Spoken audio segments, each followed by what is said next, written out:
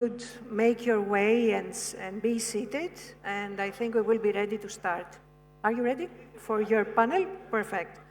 So I hope you had a lovely networking lunch.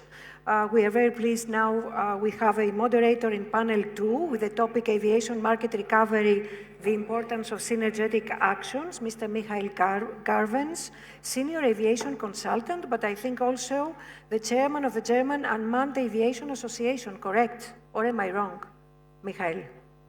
Am I correct? Yes. Yes? Perfect? Okay. This is a joint initiative of the German Aviation Association and the German Aerospace Industries Association.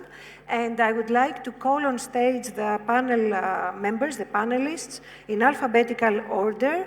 Mr. Paweł Galiak, Director of Aviation and Commercial Services, Krakow Airport. Very nice to see Paweł not only in Roots conferences, but also here. The second one, Mr. Hamdi Güvenç, CEO and board member, YDA Group of Companies and Aviation Sector. Mrs. Ildiko Jankovic, Vice President of Sales at Heinemann. Mr. Andrew O'Brien, President and CEO, Centerline Airport Partners Incorporated, member and advisor, ACI World Governing Board. I wish you would stand, you could sit just in front of your photo, because I have the instructions from the production company for the photos, you see, for all the photo opportunity.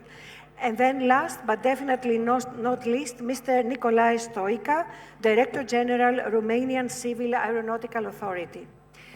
So the floor is yours, and the discussion, I'm sure it's going to be a very interesting one, an enlightening one.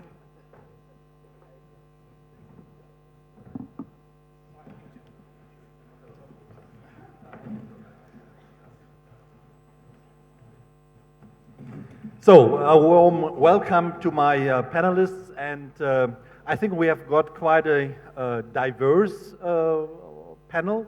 So, experts from the airport sector, but also from the airport development sector, but even from the travel retail sector. As we all know, out of an airport perspective, non-aviation or income from non-aviation revenue becomes more and more important. Yes, our topic today is aviation market recovery, the importance of synergetic actions, and I think it's a very relevant topic. Also, when we listened this morning to Mr. Varadi, who gave us a quite optimistic outlook, who stated that even this summer, compared to last summer, he's planning to increase his business by 70%, and who further stated that market demand is not an issue for him, because market demand is more than sufficient, but it's more the challenge really to safeguard a reliable and smooth operation. And I think this will be also a very important issue we should discuss today. And yes, at first I would like to start with Ildiko from Gebrüder Heinemann, because also especially the retail business have really been hit drastically by the pandemic, but also by the Ukraine war, especially as Gebrüder Heinemann has been faced with very successful growth, especially in the Far Eastern region, but also in countries like Russia and Ukraine, which lately completely collapsed. And maybe, Ildiko, you could give us a short update on the latest developments in the respective markets about actual situation with regard to the rebound, and also if, as I just said before, income from the non-aviation sector out of an airport perspective becomes more and more important. And also in this respect, I think your company plays a very important role. Okay, the floor is yours. Thank you. Coming back to your first question, I think there is one thing which is very important to highlight. It is the diversification of the portfolio, because you mentioned, yes, we face with a very bad crisis when it comes to Russia and Ukraine, and especially that we are operating in both countries, and we have a big operation with a lot of colleagues. So firstly, I would like to highlight that we felt responsibility for both directions, and of course we supported our colleagues in Ukraine, and also our organizations, for instance in Romania, where we're really thankful that we also supported the neighbor countries when it comes to families and employees of the company. And we also relocated some of the colleagues who are getting other positions and remaining in the organization afterwards. So that human perspective was also very important, because our vision is to be the most human-centric company in global travel retail. And secondly, as you say, you can only have the cash to finance your business if you have running businesses as well. And one highlight that the Turkish market has been benefiting tremendously from this situation. So on one hand, you lose in some regions, but on the other hand, you gain in some other regions. So I think when we talk about growth strategy, it's very important that we have a diverse portfolio and we have a good strategy to grow. Coming back to the second question, I think it's very important that we have partnerships on equal footing, and this helped us a lot during the COVID crisis, because obviously everybody had to get compromises to the financial aspects, but on the other hand, we were all sure that when the ramp-up phase comes, we have to be back on track. We have to keep as many employees as we can and retain the work processes and operations. So I would say that that was one of the most important facts, that I think we got a good compromises from both airport side and from retailer side when it comes to concessionary agreements, but also do a good job on the level of product availability, because I think we all in this room know that that's a huge aspect, and this is really impacting us at the moment as well. So that's the other key topic I think we very much have to focus on, not only the workforce, but also how we can get the products on the shelf and in which availability level. Yes, this is an aspect I would also like to, the latest one you just mentioned, I would like to address to Pavel, representing Krakow Airport, because when during the crisis the flight movements more or less completely collapsed, there was a quite difficult trade-off to be matched, namely on the one hand, of course there was a severe financial pressure order to cut costs and to lay off staff. But on the other hand, of course, you also had to assure that at a certain point when the rebound is coming in, that you would be in a position also then to scale up again your operation.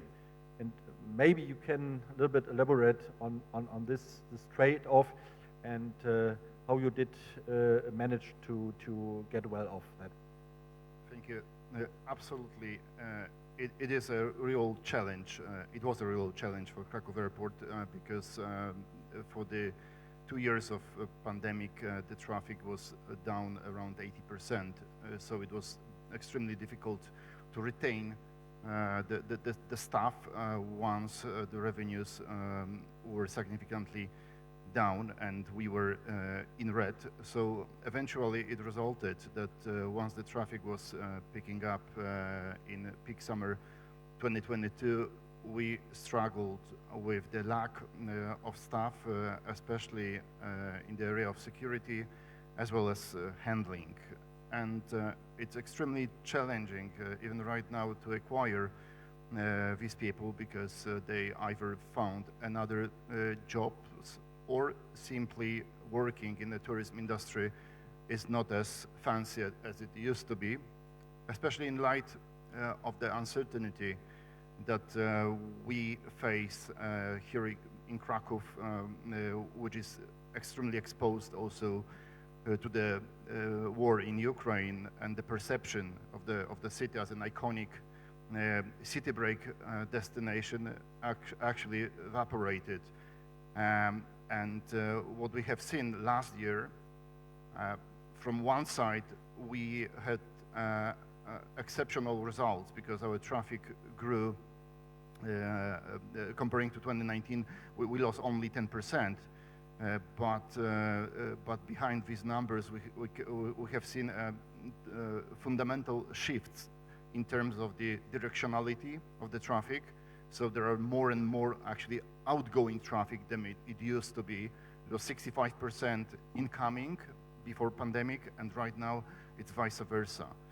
So these factors are actually not supporting us in acquiring staff, and especially in light of the new generation that is currently on the market and their expectations, it's even more and more challenging. So we must come up with solutions that are addressing not only salaries, but also another benefits that are critical.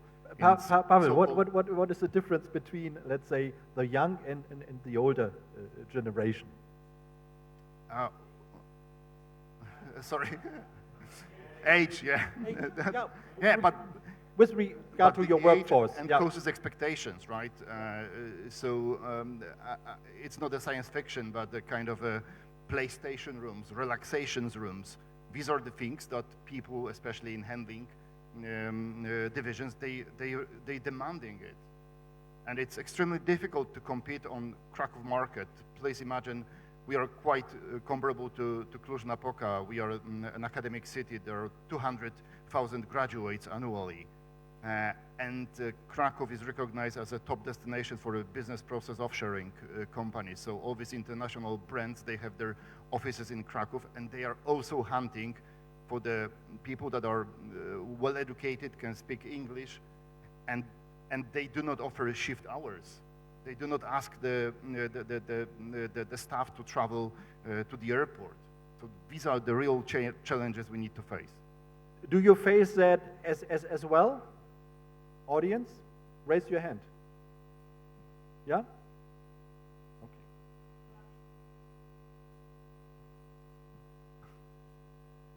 All right.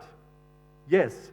And I think maybe you could just elaborate a bit more, because this was a quite interesting aspect that due to the fact that many travelers usually came to Poland, are very much in fear of the war, but and of course that this led to a sharp drop in the incoming business, but that on the other hand, now you serve more or less as a connecting hub for the Ukraine people. That's right. I would say that to some extent the loss of an inbound was complemented by the traffic of Ukrainian citizens, not refugees that were flooding their houses and are living in Poland right now, but these are the people that live in Ukraine still, and they want to connect with the world. So they pick the nearest airports that they can drive, and they can catch a flight and fly either to do their businesses or meet their loved ones. Okay. And this is quite tremendous amount, because according to our data, it's between 10 to 15% of our traffic is actually the traffic that is originating from Ukraine. Okay. All right, fine. Yes, Andrew, you're more or less our global expert, or expert with a global view. And besides the elements of operational and service recovery, I would like to touch with you on the commercial recoverment, because many airports around the globe had felt also a sharp increase in financial results.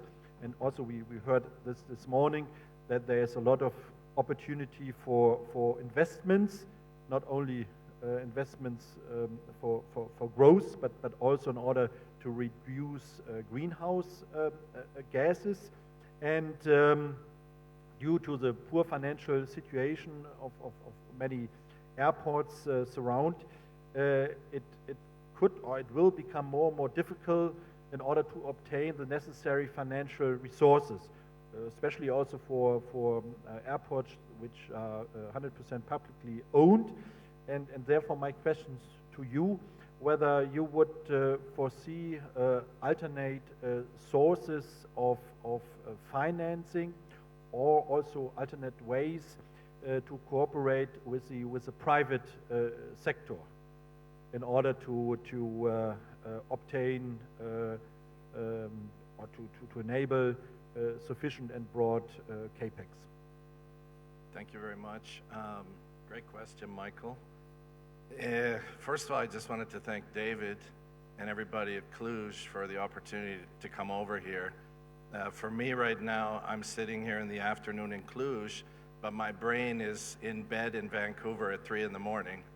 So thank you for your patience and your excellent espresso, which I've discovered and enjoyed throughout the day. I've been fortunate the last few months to make probably 2 laps of the planet, as I say. So when I travel around the world for my business, we really focus at Centerline on financing, investing in, developing, and managing and operating airports around the world. Some of the projects we're involved in are greenfield. In other words, airports that come from absolutely nothing, not to be confused with brownfield. That's a different. Greenfield is nothing. Some of these airports don't even have services. On the other side, we're seeing a lot of airports, and again, this is a global perspective, which you asked for, Michael, and thank you.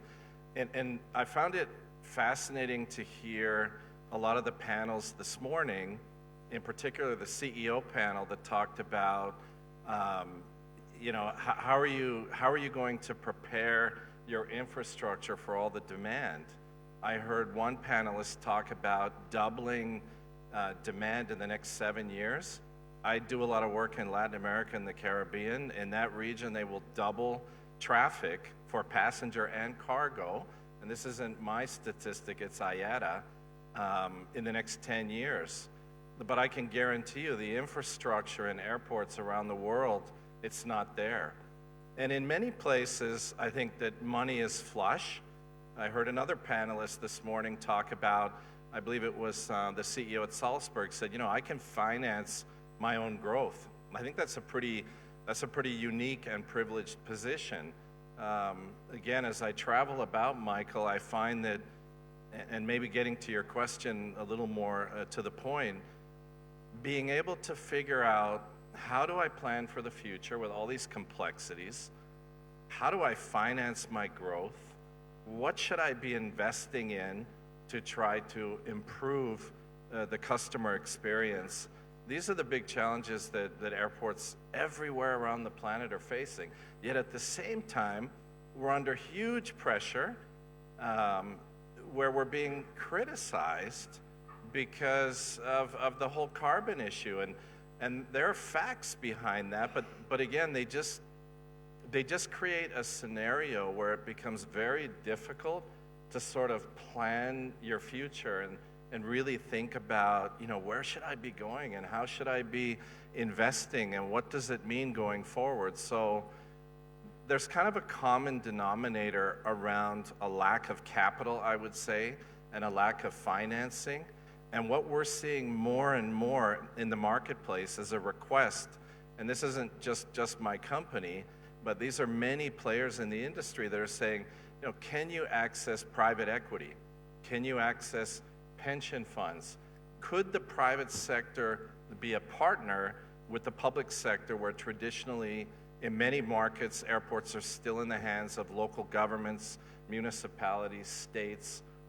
So I kind of think that the big opportunity here for us, that I certainly don't have any nervousness talking to, is how do we continue to look at demand, growth, and think about the best ways to partner the private sector with the public sector to create the airports that we need going forward. So thank you. Okay, thank you. Yes, Hamdi, your company does not only have a vast background in how to operate an airport, but also to construct and finance an airport. And lately, you have been shown some interest in the acquisition of Hahn Airport. It's a regional airport located in the vicinity of Frankfurt. And now, from your perspective, do you think that the actual crisis has increased the pressure for more consolidation within the airport industry?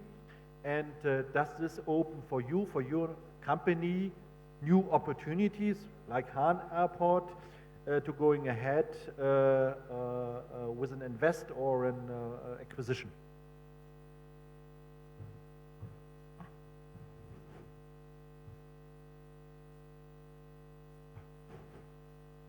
Thank you very much, Michael. Let me say something about my company.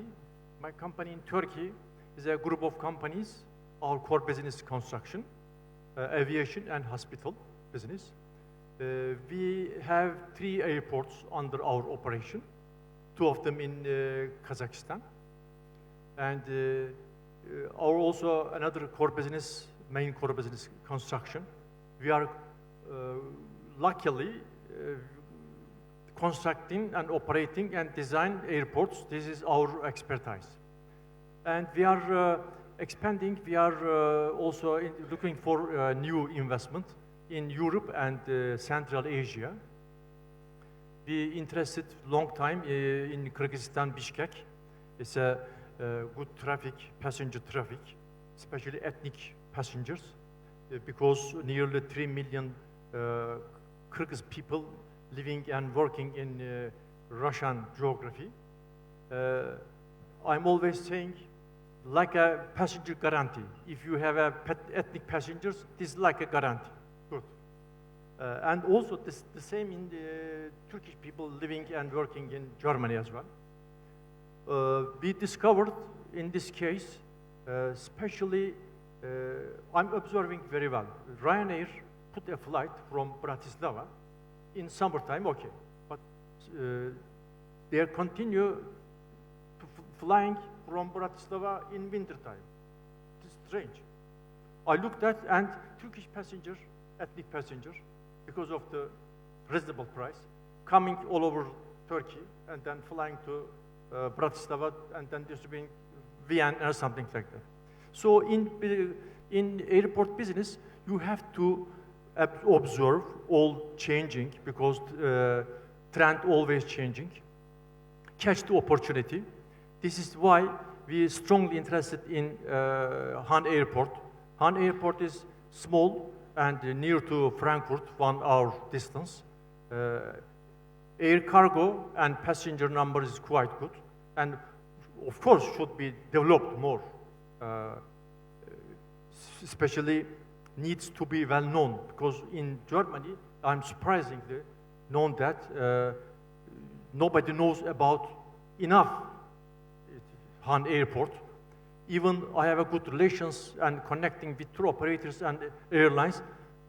Most of them even doesn't know, not heard of about Hahn Airport, but needs a marketing and then that kind of things. After that, I believe Hahn Airport will be bright in future. And in this case, related this airport business, also let me say something interesting. In the world, 29,000 of aircraft flying around the world. If all of them land there is no place we have seen in pandemic time.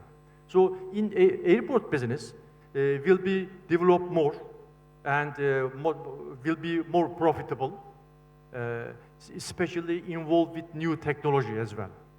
Airport business not only flying, also like a shopping center, and nearly more than 50% of this income coming from non-aviation activities, like Heinemann. Thanks Heinemann, operating our duty-free shops very effectively, and Mr. Heinemann, one of the best in this area in the world, especially in Europe. So Turkish market after pandemic, especially this year, has a great successful results. I mean, this would be my second question. Yeah, maybe. Thank you. Yes, Nicole. With you, I would like to liaise a bit on the Romanian aviation sector. So in the morning, we have learned that low-cost carriers like Wizz Air or Ryanair are gaining more and more market power and market share in the Romanian aviation market. Unfortunately, Blue Air, I assisted also Blue Air for some time during the year of 2018, and it was very sad to hear from me that they had to file a bankruptcy act. So they have stepped out of the market. Tarum seems to be quite in a weak situation. So is there any strategic approach from the Romanian government, let's say, to stabilize and preserve the Romanian airline market? This is a difficult question for me. You are a smart guy, so.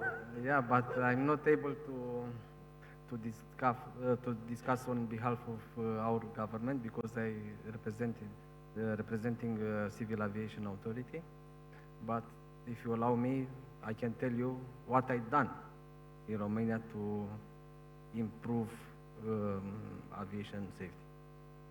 So, I start to digitalize our processes, many of them, and we turn our face to the industry. And we start to work side by side or nearby them to cut the duration of their projects. I can give you an example.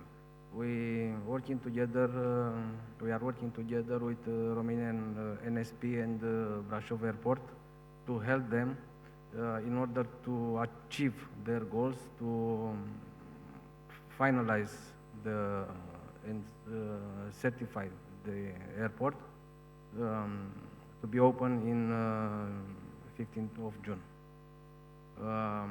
We listen all air operators for their problems or their issues, and we are trying to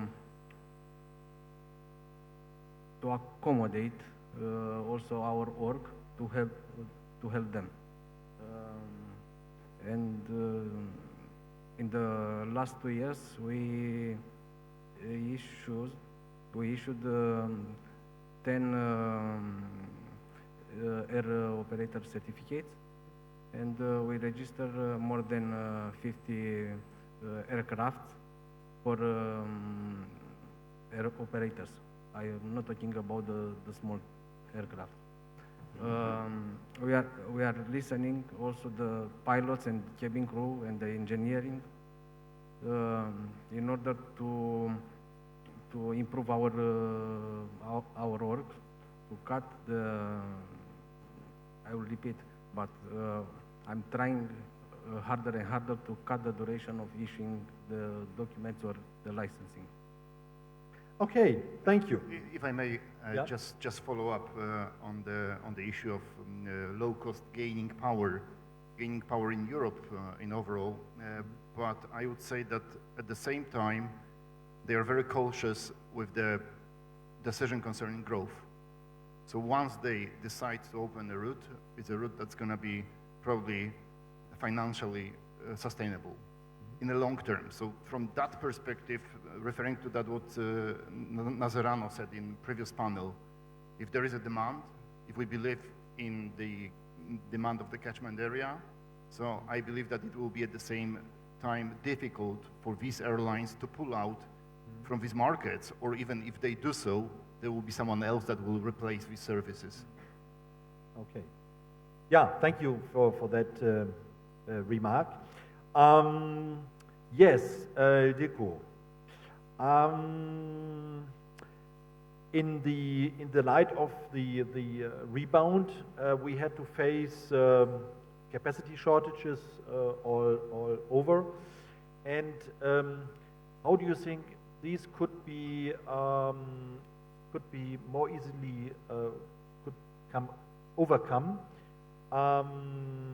among the various airport stakeholders? So the keyword is here collaboration, and maybe you can provide us also with one or the other example. Yeah, thank you, Michael. I think I can definitely do that because during the COVID times, I was responsible as CEO for our Budapest airport operation. So I was in the first front to strike with this situation and with the ramp up. And what is very important, I think that we have to use the synergies what we can when it comes also to security control and check-in times, because if we don't have a dwell time for the passengers, they will not gonna shop, they will not gonna consume, and we don't have the right non-aviation results in turnover what the airports could gain. So I just had some exact examples, like putting some flights from 2 to 3 hours in advance for check-in, which has raised the spend per pax incrementally, just because the passengers had more time and they didn't have a stress to run to the gate. Or what about publishing the gate? I think there are diverse aspects for that, because obviously if you have a terminal plan where the shops are located and where the restaurants are located, you have to be really careful, because maybe main shop is benefiting from one of the solutions, but the gate shops or the other shops or restaurants are suffering. So I think both ways can work, that we communicate in advance or not. It's important how the passenger flow goes at the airport. If it's a walk-through or not walk-through shop, I would consider many aspects for giving an answer to that. So there is no special answer, I think, for that. It's very much important that we develop shops which are fitting to the flow of passengers and maximizing the possibilities for a good shopping environment. How about gate allocation? Gate allocation for special flights? Of course, it's really important because you have a diverse assortment in the different shops, and you have to have the right passenger mix, for instance, for luxury products or premium products. So I think it should be done hand in hand, how we devise the categories or the type of shops. Because of course, yeah, we were talking about Turkey, you have a much other clientele for a fashion luxury brand than for a core duty-free assortment. So it's really mixed compared to the passenger profile, what we have in the different locations. If you talk to an airport partner, and what would be the two or three main issues you would address to an airport CEO in order to generate more income for both of the partners? The classical win-win situation. Also giving some local fears. I was talking to the colleagues in Romania, and I know that it's also an issue how much you have to wait for a card, an employee card, for instance. I think in many countries that's an issue, because if we want to recruit the staff, as we have very low unemployment rates in all Central Southeastern Europe now, we have to be fast with the recruitment. So in every processes we can help to get the people on board as quick as possible, can also help to retain the people in our industry. Like my personal success was with a company that we could, from 2 months, reduce it to 3 weeks in Budapest. And obviously that's helped not to lose many people in the recruitment process. So that's, for instance, something where we can really define processes better. That's one issue. And the other issue, as much as we can work together on a flight schedule, that the sufficient people what we have in the shops or in the consumer industry or non-aviation segment of the airport, to use it in the peak times and to make the shifts in a way that the right people are the right time there who are available. So maximize the efforts and the capacities what we have in the best way. So these are really, for me, operational examples where we can get out the best from a critical situation what we have. Okay. And Andrew, any comment on that, or? Yeah, I thought your comments were right on, and definitely coming from a commercial perspective. I think that you don't have to look beyond if you're trying to improve performance at your airport, whether it's operational or commercial. Could you take your microphone? Yeah. Or hopefully a mix. If you're trying to improve performance at your airport, whether it's commercial, operational, aeronautical, non-aeronautical, you don't have to look farther than the best airports on the planet. And ACI, as you know, most of you would know, just came out a couple weeks ago with their ACI ASQ annual awards. And you see the airports that are winning those awards throughout all the regions of the world where ACI is active. Also Skytrax at Passenger Terminal Expo in Amsterdam a week or 2 ago gave out the 5-star awards, the 4-star awards, the cleanest airports, the friendliest staff awards. I think when you think about overall success and acceptation of your airport, you need to look at those examples if you're trying to get there and you want to improve. And there is a common denominator, I can assure you, amongst all those airports around the planet. And it is a relentless, constant focus on the customer and their experience. So you have to be thinking about every single touch point where the passenger is engaging with your airport. What is happening now? How is that working for them? How do we improve it? How do we make it better? Then move to the next touch point. What's happening here? How is the experience? How do we improve it? You know, we've talked a lot today about here in Europe in particular, you've got a lot of challenges. It seems still very concerned about next summer. What's going to happen in the summer in European airports? Do we have enough staff? Are we going to be able to count on different regulatory bodies that are providing services in the airport, different institutions rather in the airport? Is it going to be efficient? Is it going to be quick? Again, the airports that focus relentlessly on improving those, eliminating if you can, but at least mitigating significantly any of those bottlenecks, if you focus on the customer, the commercial, and the financial gains, they will come. They'll come on their own through osmosis. They'll just appear. And when you're looking at your numbers, you'll say, wow, because of that relentless focus, because my airport is efficient, I'm seeing non-aeronautical revenues like never before.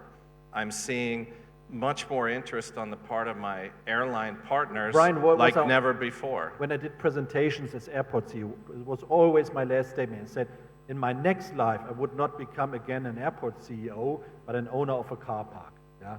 So it's That's it. But thank you very much for your comments, and I think the commercials over time will become more and more important. But as we are running a bit short of time, and I wanted at least to place another few questions. The next one to Pavel. Pavel, we touch very much on the staff shortage issue, but maybe you could also name the 2 to 3 other important criteria which represents a main prerequisite in order to get within the rebound to end up again in a very smooth and reliable operation. And maybe you can add on if you also have any plans, was also a question we discussed before this morning, to include more automatization and digitization in your airport processes?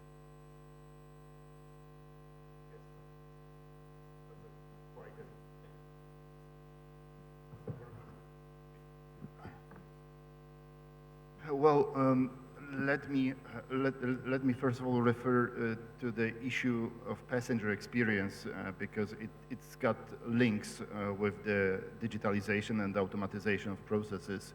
Kraków Airport is level 2 accredited in passenger experience ACI ASQ program. And I fully agree that once we meet the basics in terms of the level of services that we provide to passengers, that will ultimately affect the dwell time in departure gates area, because we will have properly managed security control with maximum 10 minutes waiting time. So that will ultimately impact the revenues from the non-aero. How we can obtain the processes? Yes, digitalization or automatization of processes is one of the issue. As we heard in previous panels, we cannot forget about the human touch in all these aspects. But I would say that again, referring to different generations and different personas, as we refer them, speaking about passenger experience, we need to come up with solutions that will address different needs of different passengers. So I can imagine that people like millennials or Generation Z, X, Y, whatever, they will be very eager to use the automatization once the elderly people will rather require a human touch. Okay, yeah. Hamdi, now, last November I visited the so-called travel talk in Antalya, and already at that time the general outlook by all the tour operators and airline representatives have been quite positive one with regard to the touristic development within Turkey, and especially due to the inflation, especially price-sensitive travelers are very much focused on Turkey. So maybe you can give us now their latest update. And our main market, UK, and second it was Russia and Ukraine, but we lost Ukraine. Russia is still going on some ways. And UK market, because of the exchange rate against Turkish lira, is potential of buyer power is good. So UK people coming to our region, especially Dalaman region, and spending a lot. For instance, our duty-free incomes coming from, half of them is coming from cigarettes selling, thanks to UK people. And also per person spending really nice, good, and getting increasing in this, under this economic conditions. And it is very important, crucially important for airports, not only aviation, non-aviation, in my opinion, my experience, at least must be 60% of total. Because behavioral economics, if you affect the passengers as a customer, you can sell everything. And also this new technology helps us a lot, big data, and this is really interesting. Nearly 40–45% of passengers repeat guests. This giving us really good information of what to do and how to affect this kind of target audience. Looks good in future. Okay, thank you. That's good to hear. Nicola, we touched already the Romanian airline sector, how about the airport sector, in what relation did you assist or support the airport sector in order to recover operations and also, of course, with the anticipated growth, of course, safeguard reliable and smooth operation, especially for next summer operation? Yeah, as I think you know already, our government issued a program for financial support to the airports last year. I think all airports... What was the total amount? I don't know what was total amount, because what can I tell you sure, our CA don't give money to the airports. We are taking money from them. Okay. I know, yes, but it was more the question in to what extent the Romanian government. I'm not aware of this, because my job is to improve safety. Okay. I'm not in charge with financial. Okay. This is businesses. okay. Well taken. Yes. All right. Any questions from the floor? One question from Monsieur Pierre Coutu, CEO Aviation Strategies International, and the question goes concerning recovery. As future-wide industry leaders, what areas of excellence should we prioritize for our management teams in terms of competency? Okay, I think a very relevant question. Pavel, maybe you start. Well, I would say that the competences that we learned in the last 36 months, I would say that would be adaptation and agility.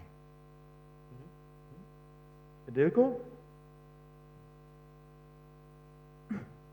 I would say, yeah, resilience is really important, but we have also thought, but also in an aspect that we shouldn't forget that it's one product. So all stakeholders who are working together will be treated as equally by our passengers, and we have to have a common path for that, how we provide this service excellence, because with one bad experience, everybody will be voted down within the chain. Definitely. So I think that's the most important aspect, because there are so many problems in the chain that we have to eliminate most of them to provide an excellent service. Okay. Ahmed? Any comments? Okay. Fine. Thank you very much. Is there another? No, there is no other question. No. Anyone I don't know from if the audience wants to... No. Okay, this is not the case. Then, thank you very much, and big applause for our panelists. Thank you very much.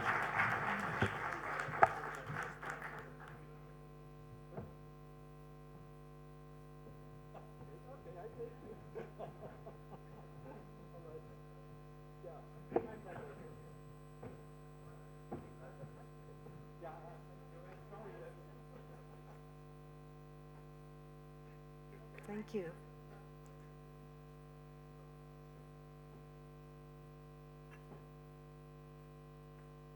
Thank you. We had talked in the past, remember?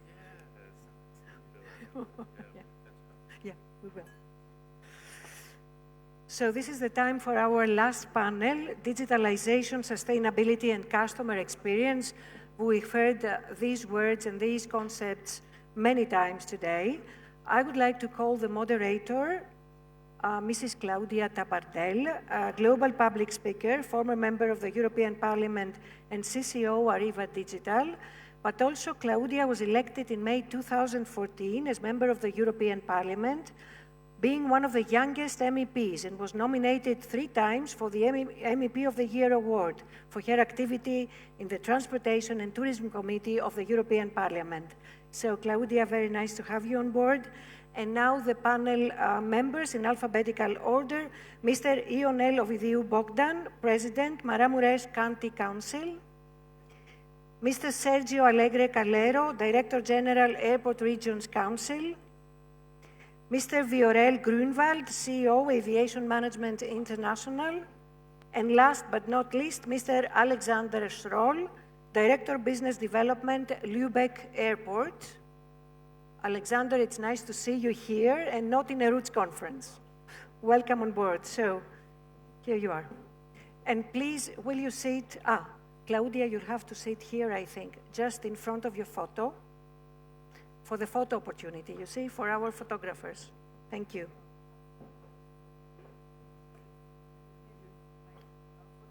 Okay.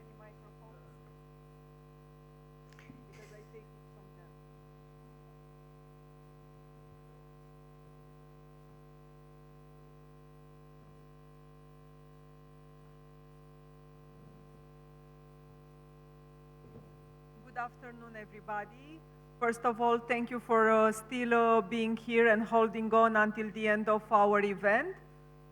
It's a very important event, and I am very happy to be in Cluj as a former member of the European Parliament, being in Transport and Tourism Committee, and being a Romanian former MEP. I am very proud that we are organizing this kind of high-level events in my country and also in Cluj, which is an amazing touristic destination. I also want to congratulate Cluj Airport for all the efforts in organizing this event, because we are having a very important panel with very important speakers and not enough time. I will just start with the questions, because we have one of the most important discussion today, and this is the customer experience. And yes, we are discussing about the challenges that the aviation sector has in terms of sustainability, in terms of competition, but in the end, if we want to be successful as aviation sector, speaking about airports or speaking about airlines, we have to have, it's necessary to have passengers that have a wonderful experience, an experience that they want to repeat. So my first question, because we are facing also a period in which technology is evolving a lot. We are speaking more and more about the digitalization of aviation. We are speaking more and more about new technologies that are helping the sector to offer a better customer experience. So my first question is, which are these challenges that we have to tackle in terms of digitalization to offer to our passenger the best experience? It's a general question for each of my speakers. În primul rând, bună ziua tuturor! Mă bucur să fiu astăzi aici alături de dumneavoastră în calitate de președinte al Consiliului Județean Maramureș. Cred că este important această temă, digitalizarea, retehnologizarea aeroporturilor și, evident, viitorul aviației pe plan mondial, dar mai ales pentru noi care avem un aeroport mai micuț, în plină dezvoltare și despre care vă voi vorbi astăzi cu mare drag. First of all, I would like to greet you all and to tell you that I am extremely happy to be here with you today. I'm the president of the Maramureș County Council. I think the issue that you raised are very important, namely digitalization and the retacking, modernizing airports, as well as the future of aviation worldwide, and in particular for us. We have a small airport that I will gladly present to you today. La Maramureș, din prima zi de mandat pe care am avut acum 2 ani și jumătate, am încercat să pun pe tapet proiecte importante pentru dezvoltarea aeroportoară, pentru că eu cred foarte mult în dezvoltarea transportului aviatic.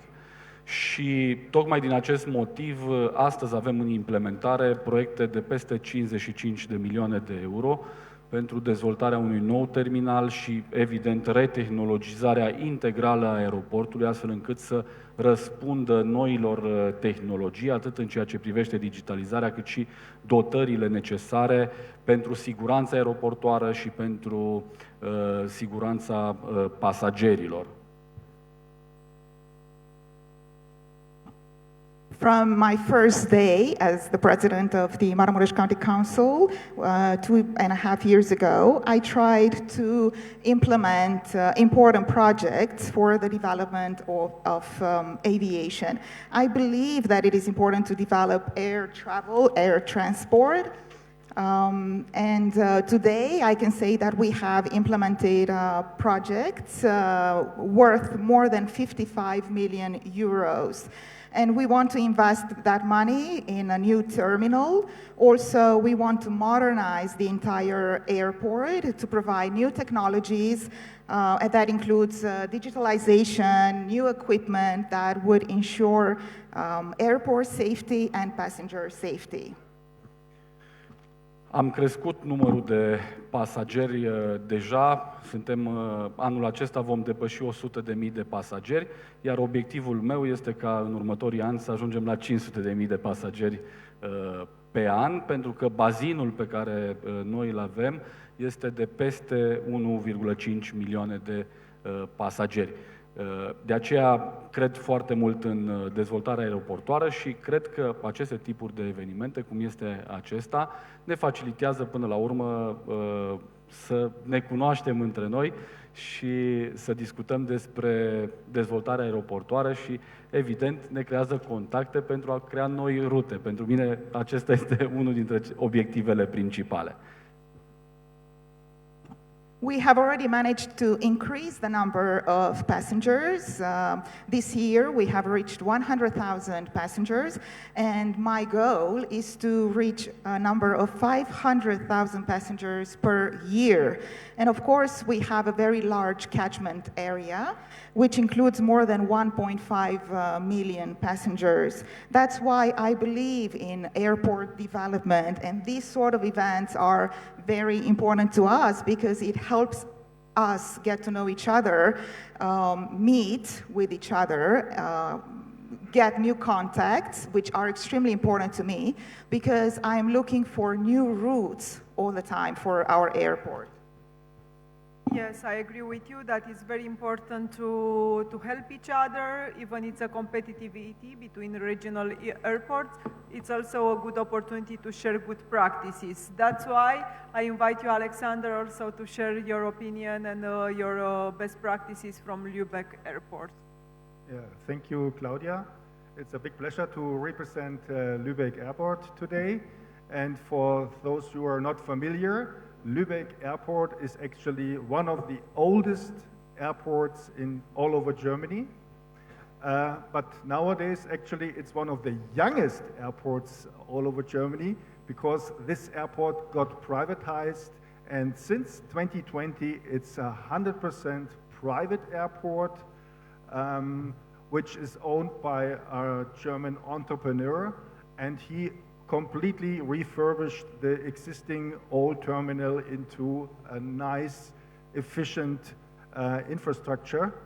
And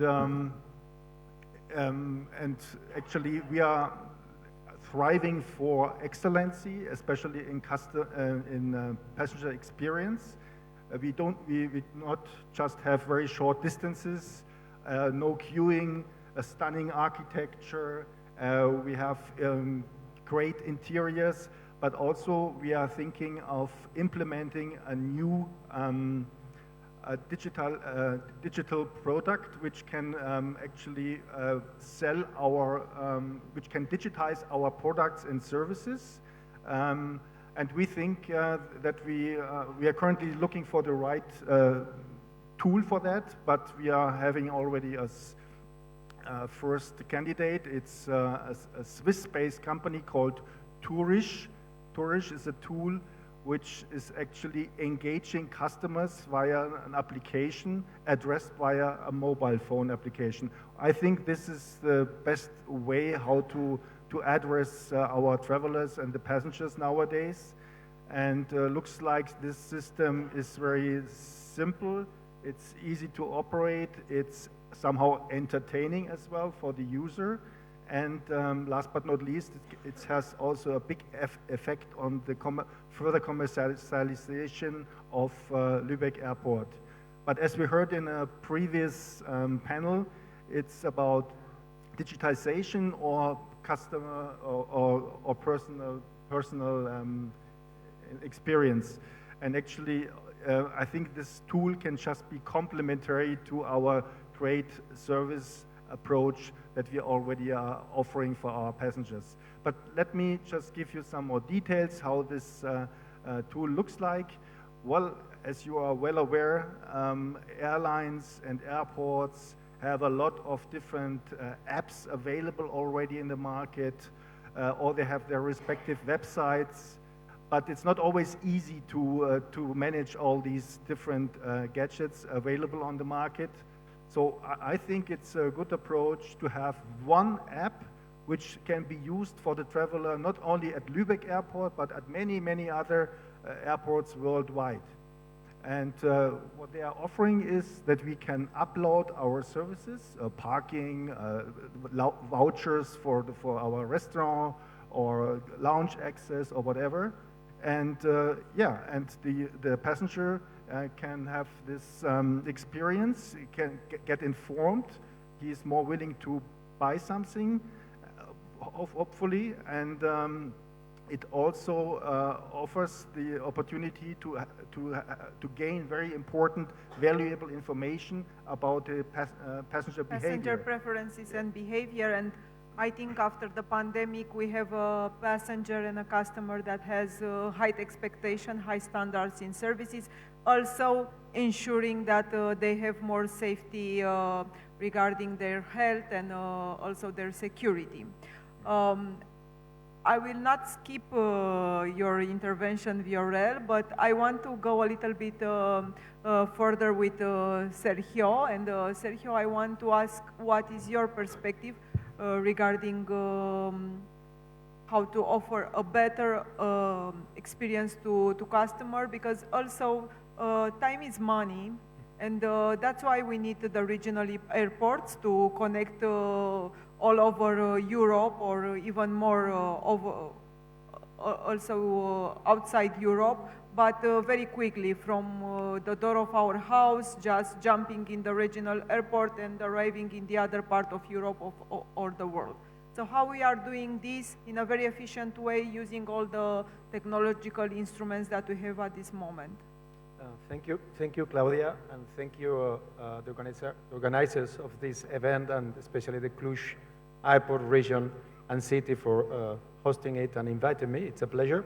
Just to explain you, Airport Regions Council is not an association of airports. It's an association of cities and regions that they host an airport in the territory. So from Frankfurt to Dublin, from Ingenio in Canarias to Eilat in Israel. I think I will tell you more. I will try to answer your question, what I think it's very interesting from my perspective. Last year, I took around 130 flights. Of them, probably 100 were in Europe. I think that it's more and more and more that airports have to focus in the customers. I say customers because there is not one type of customer. I will tell you my experience. If I am in Barcelona, where I was born, if my flight to Madrid is at 7, I wake up 5 minutes to 6. Because the taxi is waiting me 5 minutes. I go the way, I only take a coffee in the lunch, and if there is a newspaper in paper, I take it.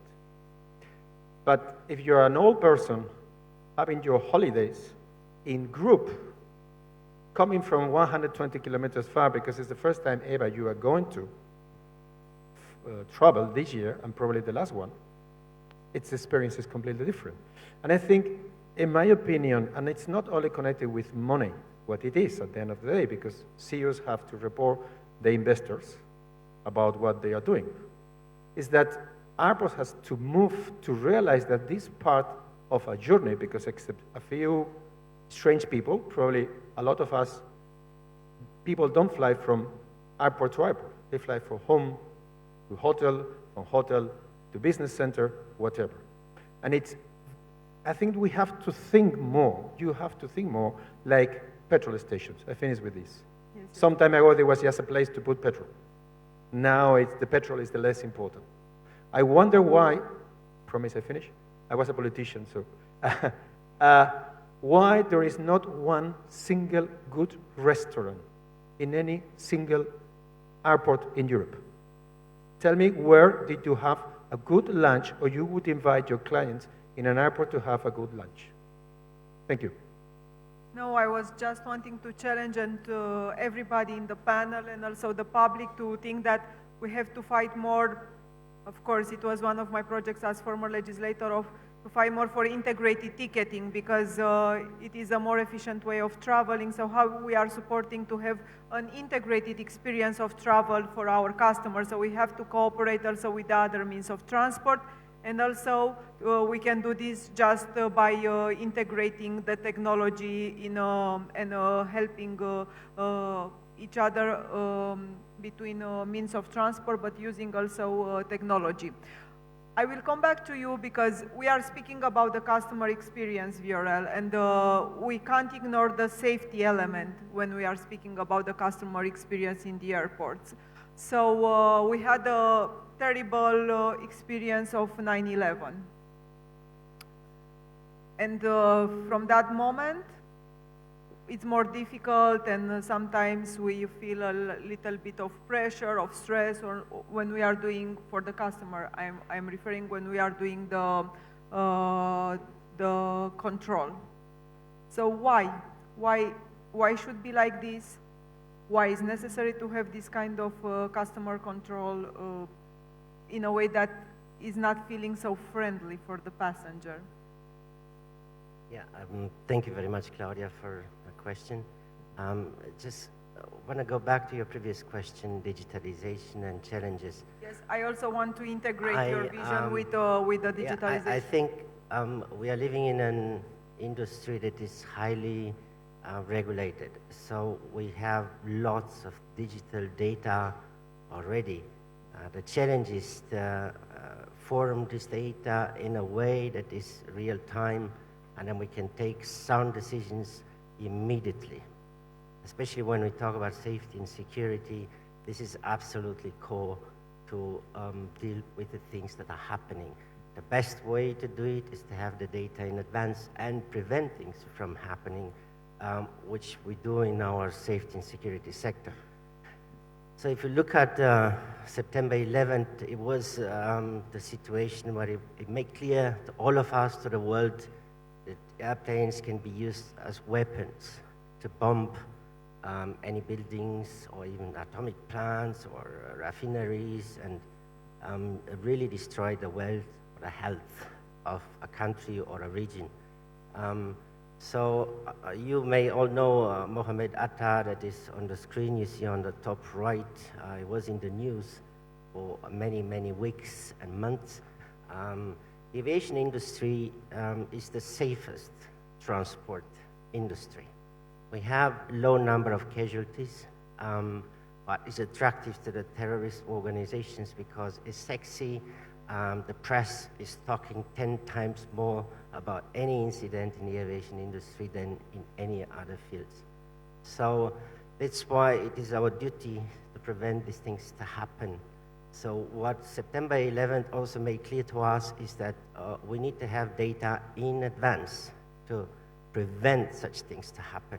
So the more you push as a country your borders, the farther you push your borders away, the safer you are. So now every country is thinking differently about that. And when September 11 happened, the US government took the decision, no airplane is coming to our country without providing the data in advance. Now you have lots of airlines and governments who are concerned about the data privacy of their citizens.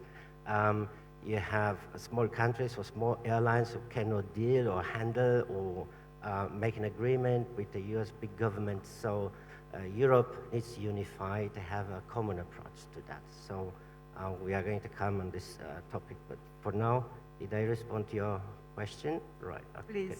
All right. Please. No, I want to insist a little bit. Why we are feeling this kind of pressure when we are doing the border control?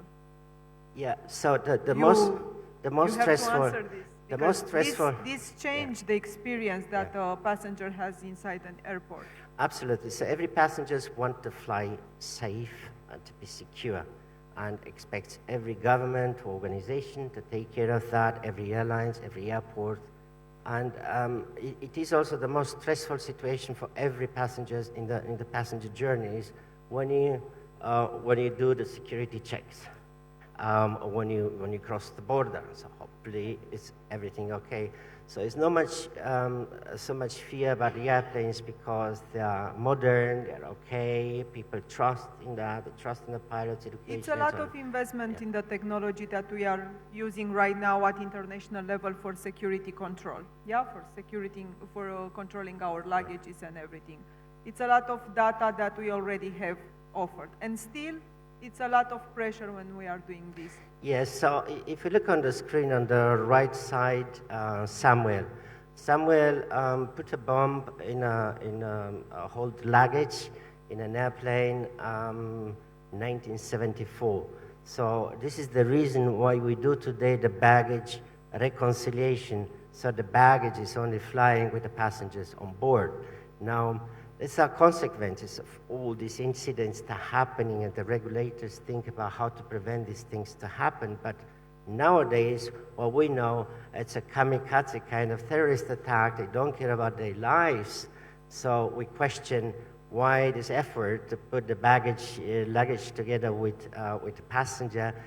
People got used to it. This is now standard. Nobody's questioning that, and there's a little bit of safety as well by doing this. We have different other incidents, like a shoe bomber. Richard tried to detonate explosive pulver he had in his shoes. He booked a flight, a seat close to the door of the airplane, where the detonation will create as much damage as possible.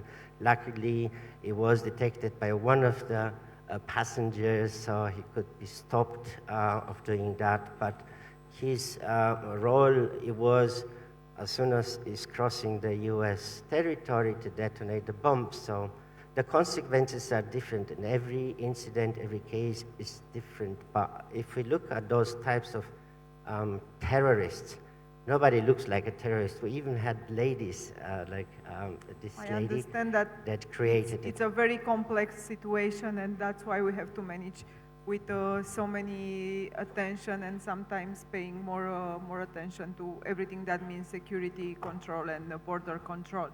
But now I want to redirect our discussion also going to the next subject, which is essential, is the big commitment that we have at EU level, the sustainability challenge that we have. Of course, we have this debate since 2019.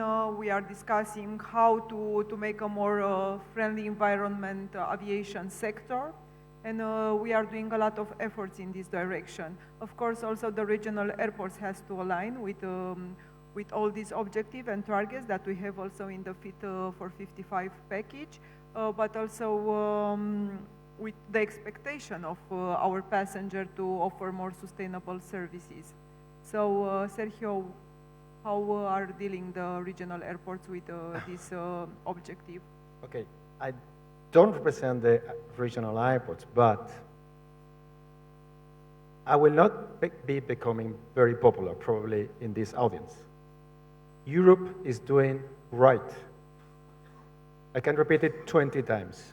Europe is doing right. First, because we are not doing because. There is a reason. Second, because it's doing for our health and the health of the generations. Third, Brussels is nothing. It's very easy to say it's Brussels. But just to you to remember something, for sure, it can be mistakes, it can be debate, it has to be debate. That, thanks God, we are in democracy here for the moment. But no decision is taken in Brussels without the yes of the Parliament, mainly people representing us. And us means us, the whole society. The Commission, who the rulers are commissioners appointed by the states, and the council, mainly the states. So if you don't agree, what it's normal not to agree a lot of times. Had never been a parliament that I like it, just you to know, to put it clear. We are doing right. And to tell you the truth, I think, let me be provocative because we're in siesta time in Spain. I come from Barcelona. To say or to think or to give the picture that Commission is against aviation, that they are going to crack down the sector, that they are going to crack down aviation, and all that. Do you really believe it? Because if you really believe it, I think you have a problem. If it is just, okay, we have to complain, because like that we can do it better, then it's fine. But I think a lot of people are starting to think about that. And remember, it's not only aviation, it's the whole Europe. It's agriculture, it's transport, it's construction, it's everything. So really we are doing, and remember, if we will not have this challenge, how many research, how many development, how many new industries, how many new consultancies, how many new, all these millions of euros that we are going to spend, which is right. It's creating growth as well. And to finish. But we are realistic when we are putting a deadline 2050. The point is, I promise you, I mean, I don't know if I will be there, but it will not come the army to any company to tell you, you have not done it, We are and you are putting going the carriage in front of our horses at this No, moment. I don't think so. I think someone has a, and in that I get, first my family name, it's Alegre, what is happy in Spanish, if you know Spanish. And the second I take the words of the CEO of Wizard. It's business. You know, I was this week, Monday, in Ingenio, Canary Island Airport. There are people asking already, I don't fly to Canary Island if the hotel is not sustainable. They are adapting fast, because if another business market area, Greece, the peninsula of Spain, Lisbon, Porto, Madeira, they do it, the clients will go there. We like it or not. And going back to that, in Germany, there are around 30% of the people eat bio, eco. It's very, very difficult if you find one eco shop in any airport. So I think airports has to align with the society because they are not small islands in the small of nowhere. Thank you. How we are aligning? Give me quickly 3 ways of aligning. First is to see what is going on out. Second, talking about sustainability, you have airports are just 2% of the 100% of aviation sector. So airports is really a small part. But if airports can do it, airlines can do it. And for sure, if they cannot do it, they will not do it. But what we have not to give is this impression, oh, this is a battle. And to tell you the truth, how many Greens are in Europe? 10%? It's more than just the Greens. It's a movement of society, like it was a movement before that no one fly, and now everyone wants to fly. So yes, we have to do it. And for sure, we have to fight and we have to debate, but it's a debate of ration, of proposals, not a debate of big words. Alexander, is Lübeck Airport a sustainable airport? It's offering a better, healthy, bio-eco experience to their passengers. Yeah, I think Sergio could say que alegría to fly to Lübeck Airport because it's a very sustainable airport. It's a very innovative airport. We take environmental issues and challenges seriously, and actually we are very proactive as well. So just to give you one specific example, currently Lübeck Airport is expanding its administration area and parts of the terminal area, and we decided to install a photocatalytic panel, special panels on the roof of the building, which allows when the sun shines and the sun comes down, it can decompose nitric oxides with the sunshine falling on the panels. So actually, what is happening is that the sun is deleting the harmful nitric oxides into salt, nitrate, and actually this salt which remains then on the roof will be washed and cleaned away with the rain. So this is the very unique and innovative approach of Lübeck Airport, just to name one example. I have some further examples if the time allows. We installed also to create awareness not only in between our employees, but also for our neighborhood, for the surroundings, for the politicians. We installed a special hiking, environmental hiking trail around the airport, where the interested people can just inform themselves about our highest standards in environmental issues. To see some birds which are still there because there's no hunting taking place, honey, how to create honey at the airport, many other things. It's very interesting. And last but not least, of course, Lübeck Airport is constantly investing in electric vehicles. We have a couple of them already on the apron. We also are supposed to invest in photovoltaic energy, and another thing would be that we are using, might be a little bit unique, that we are using bikes on the apron for our employees. So instead of that they are going by car, they take a bike or an e-bike and go to their respective tasks. Thank you. Ionel, can Maramuresh Airport offer a very sustainable experience to tourists and travelers that are choosing Maramuresh Airport? Because Maramuresh is a very traditional county. It's a very traditional region from Romania. It's famous for traditional food, healthy food. So why not to offer this kind of experience also inside the airport? În acest moment, așa cum am spus, lucrăm la proiectul noului terminal. Deja suntem într-o fază avansată. Avem mai multe proiecte pe care noi le-am aprobat și pe care marjăm pentru următoarea perioadă. În primul rând, pornind de la nevoia de a avea un aeroport cât mai sustenabil pe termen lung.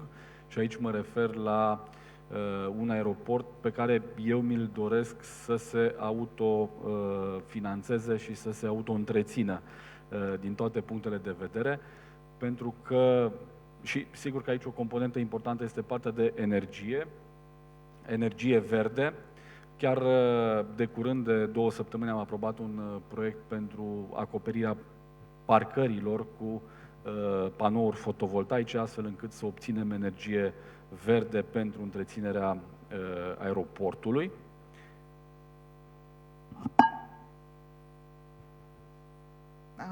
Right now, as I said, we are working on the project that we have already started to build a new terminal, and it is in a quite advanced stage.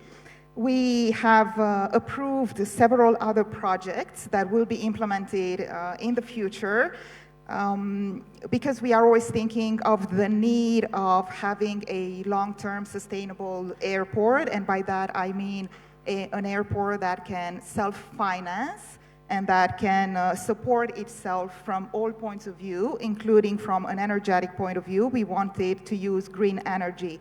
Just 2 weeks ago, I approved a new project which involves covering all the parking lots with photovoltaic panels so that we can produce green energy to be used at the airport. Deși municipiul Baia Mare este un oraș mult mai micuț decât orașul Cluj-Napoca și are doar 120.000 de locuitori, ne gândim și la variantele de conectivitate cât mai prietenoase cu mediul între aeroport și oraș, astfel încât tot județul și toată regiunea să poată beneficia de conectivități cât mai ușoare și mai verzi, dacă se poate, cu aeroportul și pentru a îmbunătăți experiența călătorilor. De aceea implementăm și vom implementa în următoarea perioadă un sistem de bike sharing între municipiul Baia Mare și aeroport și de asemenea vom implementa un sistem de autobuze electrice din punctele principale din județul Maramureș, nu doar din municipiul Baia Mare, astfel încât și din orașele mai îndepărtate din județ să poată ajunge călătorii într-un timp cât mai scurt la aeroport și folosind combustibil verde.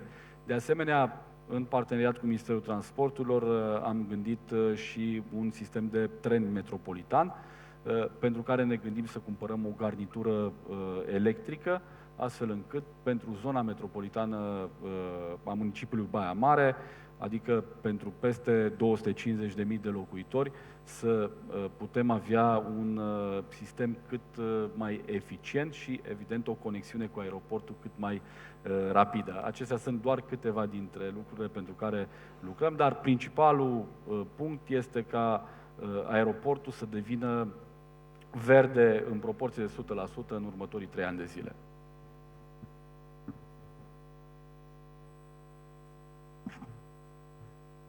The city of Baia Mare is smaller than the city of Cluj. It has 120,000 people, and we always think of sustainable solutions that ensures an eco-friendly connectivity between the city and the airport. We want to make sure that the entire region, the entire county can use green connectivity solutions to get to the airport.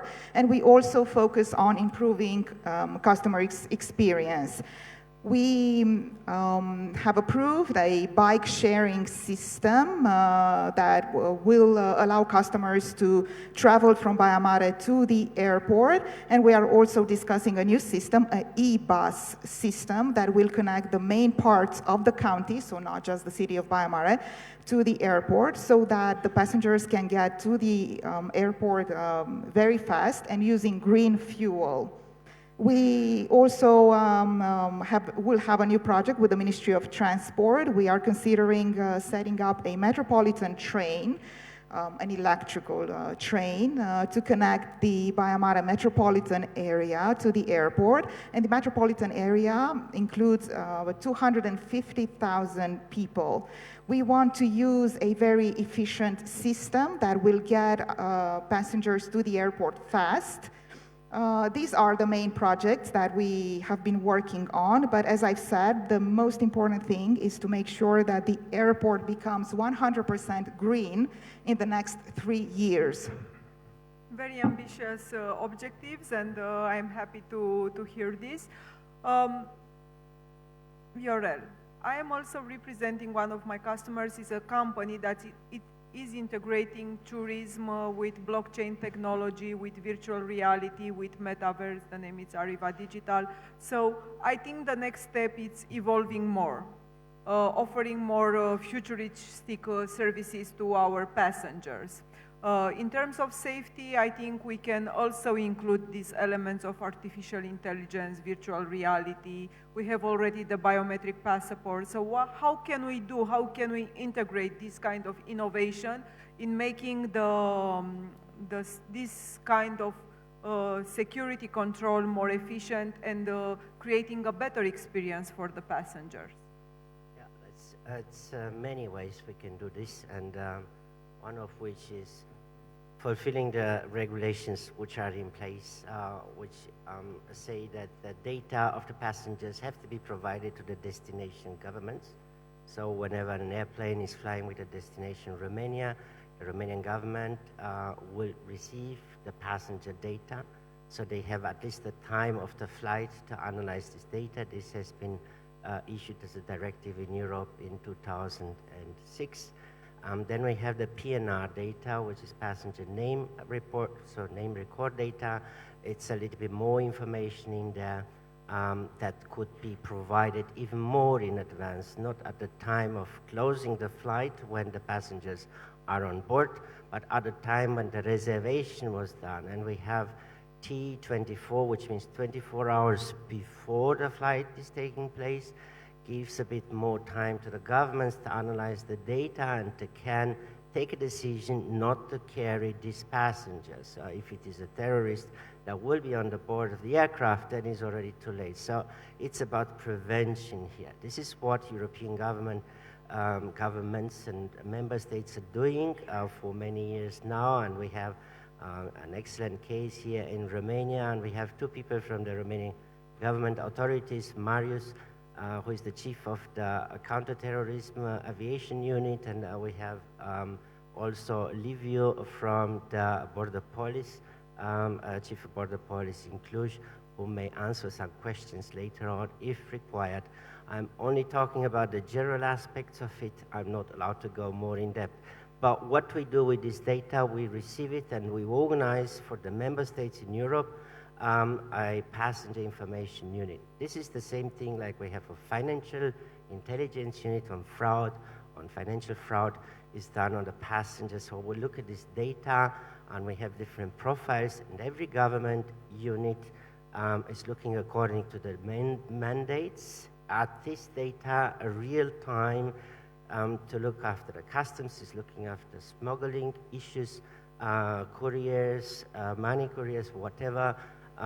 The border police is looking at illegal immigration or other aspects related to the traveling into that country, and we have the counterterrorism is looking at major crimes issues. So, and they take a collaborative decision real time in order to prevent these things to happen. The other perspective, the service for the customer, and I think it's very important to outline this fact, is that by doing this in advance will also help to pass through much faster for the normal passengers. So we, of course, when we know who we are looking for, it's easy.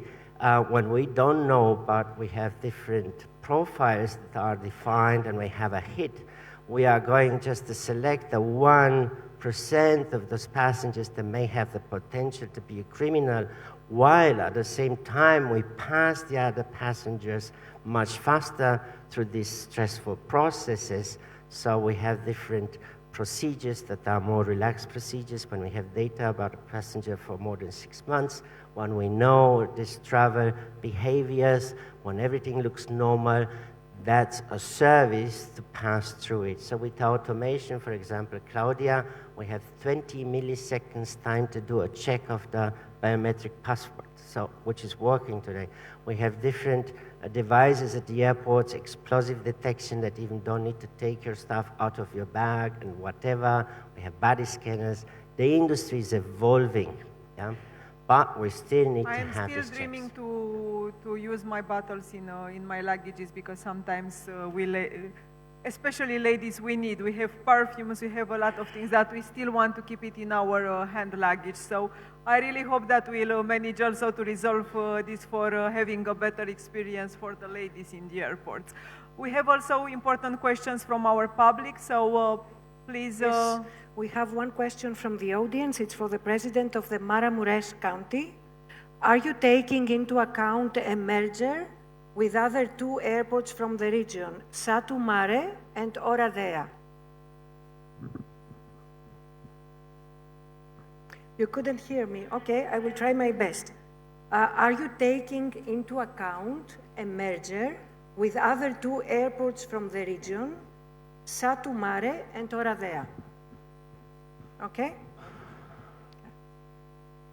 Eu am un parteneriat foarte bun cu cei doi președinți de consilii județene care gestionează cele două aeroporturi și în mod evident că au existat discuții în ceea ce privește managementul aeroporturilor din zonă, însă, din păcate, există anumite orgolii locale în ceea ce privește dezvoltarea aeroporturilor, dar având în vedere că lucrez împreună cu președintele județului Satu Mare la un drum rapid care să lege cele două, adică la o autostradă care să lege cele două județe, Satu Mare și Maramureș, timpul dintre cele două aeroporturi va fi de sub o oră, după ce vom finaliza acest drum, care este planificat a fi finalizat în 2027 și apoi putem discuta despre o astfel de fuziune. În ceea ce privește o posibilă fuziune cu Oradea, Oradea este la 200 și ceva de kilometri de județul Maramureș, este destul de îndepărtat, bazinele noastre nu prea se suprapun, drept urmare nu cred într-o astfel de fuziune, însă o fuziune între aeroportul Satu Mare și Maramureș, cred că pentru viitor ar putea fi benefică.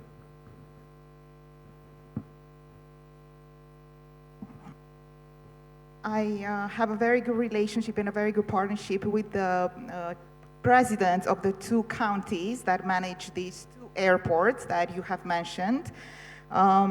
There have been talks about the management of local airports, including these two airports. Unfortunately, there are some issues regarding the development of these airports, issues that involve the local pride. I personally work with the president of Satu Mare County Council, and we are working on a project to build a highway that will connect Satu Mare County and Maramureș County, which, when it will be done, and that will happen in 2027, will cut down the travel time between the two counties, and you could get from one airport to another in less than an hour. After that project is completed, we might be able to talk about a potential merger between these two airports. As far as the Oradea airport is concerned, Oradea is more than 200 kilometers away from the county of Maramureș. That is quite far, and our catchment areas don't really intersect. So I don't believe that that kind of a merger would be possible. But as far as Satu Mare and Maramureș airports are concerned, that could happen in the future and that could be beneficial. Dar pentru ca acest lucru să se întâmple, e nevoie de o implicare foarte mare a celor două regiuni, a celor doi președinți, de fapt a mea și a domnului președinte la Satu Mare, și trebuie să lăsăm în mod evident orgolile deoparte și să gândim eficientizarea acestor rute, astfel încât să nu ne canibalizăm degeaba, pentru că, și vă spun că și în acest moment am o înțelegere foarte bună cu el referitor la acele rute pentru care discutăm să le deschidem în următoarea perioadă. Adică nu o să avem aceleași tipuri de destinații. I will translate, if you allow me, and synthesize a little bit. So it is something like this, coming from a former politician. It is a good cooperation between the counties, but we'll try to maintain also a fair and transparent competition, to say like this. But everything is in the best interest of our travelers and our passengers from Romania, but also the people that are coming to visit Romania. Because time is very important, and especially when you are in an airport and you don't want to lose your flight. We want also today to be very efficient and to have a good management of time. So we discuss it about multimodal transportation, integrated ticketing, offering the best experience at the level of the airports to our customers, to our passengers, offering new digital solutions, offering a more sustainable environment, being more sustainable with the environment, and in the same time thinking to offer more sustainable services inside the airport, and also keeping our safety, because this is essential. So this was our panel, and in the end, if we want to be successful in aviation, we want to have a very satisfied client, because as I always say, the passenger, the client, it's our emperor, it's our master. So we end by thanking to everybody for this nice cooperation. And Marcel, the microphone, it's yours. Thank you. Thanks everybody for the very interesting discussion. Okay. Aurea, are you?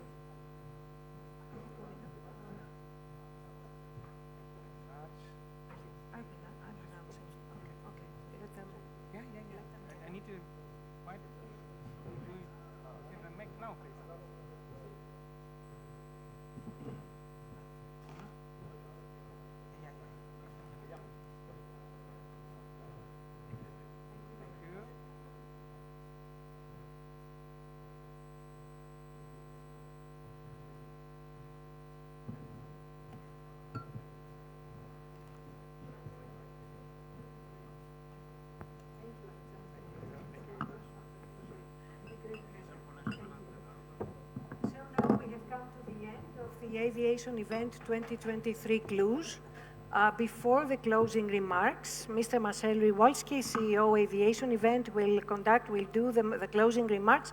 Before that, I would like to personally thank Cluj Airport for their impeccable organization and hospitality, and of course to thank all of you. You have been a tremendous audience, so a big applause for you and for Cluj Airport. Thank you so much, Marcel. The floor is yours, and Mr. Thomas Stigmeyer, I think. Stay with me a moment. Okay, stay with me. I will. First, we talk about the next party. Okay. I mean, this was a party, wasn't it? So, you can see on the screen behind you. I said it already before the lunch break. Today we have a networking dinner at 2000 local time, right here in Cluj. David Cicero, thank you again for the invitation. And the dress code is casual as far as I can see here. And the location is the Pizzeria Trattoria Dottore. Okay. The address should be on your, given you by email, but if you don't have it anymore or you don't want to search for it, there are 19:30 local time. There is a shuttle right here from the hotel to this restaurant, and we all welcome you there starting from 2000. Not before, please. You can also walk there or take your own transport. 40 minutes walk up the hill, by the way. Is good. Otherwise, the shuttle will be yours. Okay. So we survived it. So we survived it, and now we have one more guest on screen. We have one more guest. Mr. Yes. Thomas Stigmeyer. Mr. Thomas Stigmeyer, please, on the stage. Get yourself a microphone. Vienna please. Airport. One microphone, please. Get yourself a microphone.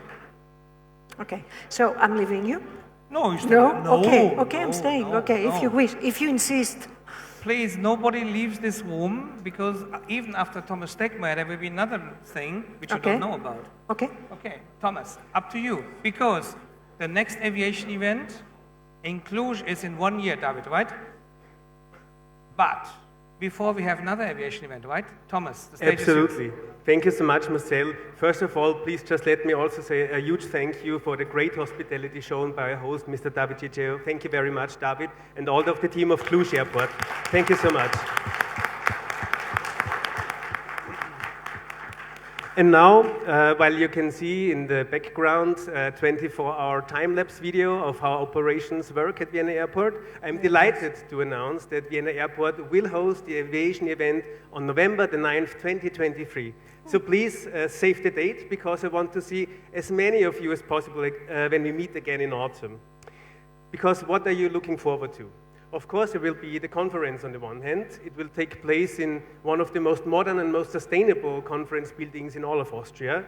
Of course, we will have high-level speakers who will be discussing some of the most pressing issues of our industry. Just one or two examples. We will talk about how we can not only regain connectivity after the pandemic, but how can we keep up the quality and the punctuality for our customers and the passengers respectively.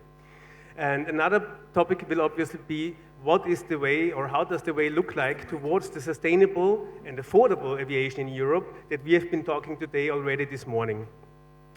So apart from that, what you can expect is what Vienna is known for.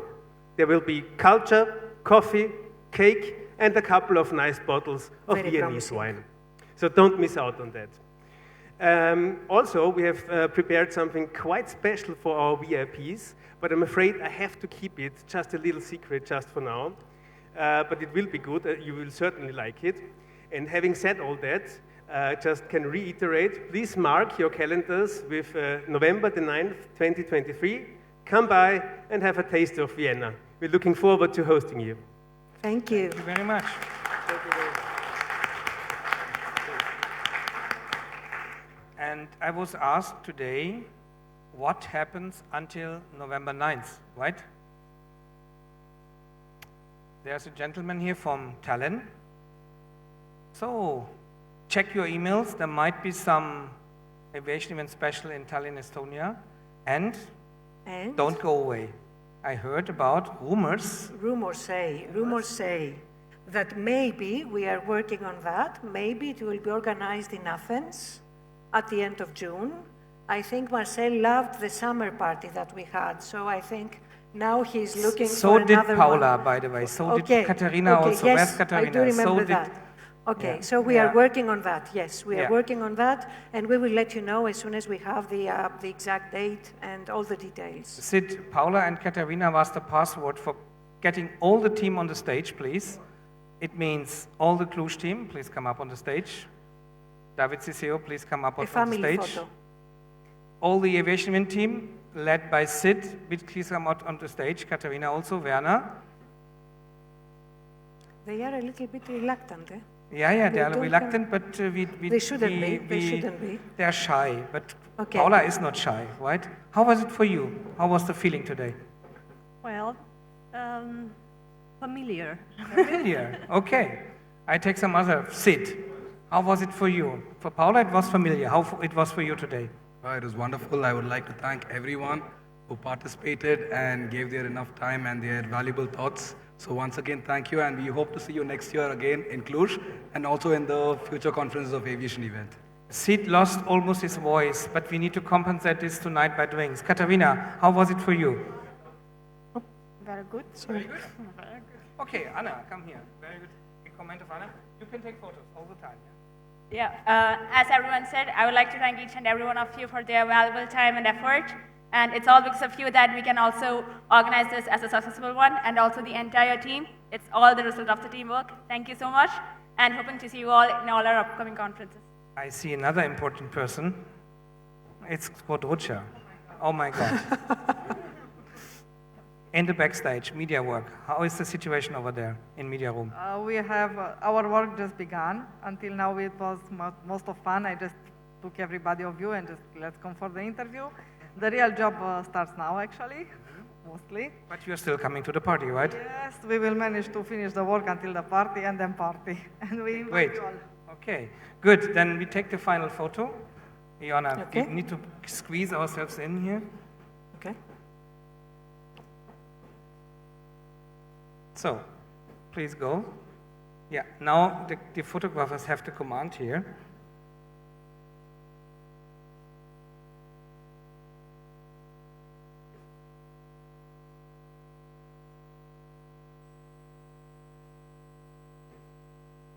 So thank you very much. Oh, thank you very much. One more photo. One more photo? One more photo. What can you do? One more photo, yes. And Sorin, okay, I give this he's an microphone to you artist. for the closing. He's an artist. Closer? Well, it was a really great honor to have everyone here in Cluj for the second edition of Aviation-Event conference. And we are more than welcome to have everyone back the following year. So thank you again and enjoy the rest of the conference.